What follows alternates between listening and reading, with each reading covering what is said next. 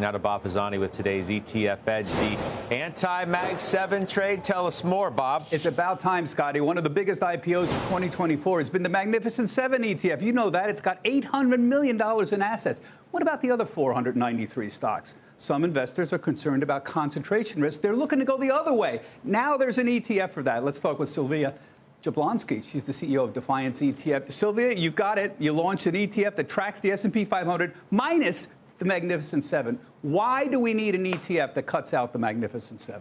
Well, because as you said, everyone, Mag 7 is one of the biggest ETFs of the year. Everyone has the Mag 7 already, right? The Mag 7 have rallied for a long time. You have this concentration risk. 33% of the S&P 500 is essentially Mag 7 performance.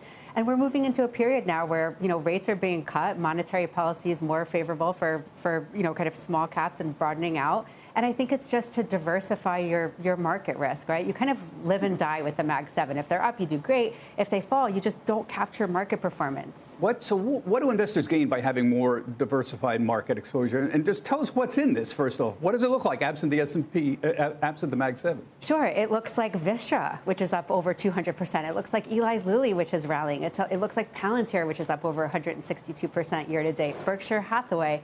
If you look at the Mag 7, half of them are not outperforming the S&P 500. And in that 493, you have a lot of names that are really starting to rally and catch momentum. And so take those out and let the new leaders lead. Yeah, there's certainly evidence that diversifying pays some dividends for investors. I mean, the largest holdings in this ETF, I see Broadcom, Lilly, JP Morgan, they've all outperformed the S&P 500 this year. Here's the weightings here, but the performance has been spectacular. Yep. Have you ever done any back testing on this? Is there any way to test this absent the Mag 7? We don't have any history here, right? Yeah, you don't have history. And I think kind of the point is the Mag 7 has just rallied and done so well. A stock like NVIDIA is just going forward, and Meta and this and that. But I think that as earnings expectations become loftier, valuations become higher, and the momentum and the performance of these names is going to fall, the other 493 are poised to perform. So I think this happens as markets broaden out, and it's you kind of start to get that win there. The Mag 7 ETF was the right ETF a year and a half ago at that time. This seems like the right ETF for the moment here. Thank you, Sylvia. A pleasure here. We're going to have a lot more coming up on how to diversify your portfolio and reduce risk. That's coming up on ETF Edge, 1:15 p.m. Eastern Time. Sylvia will be joined by Todd Sohn.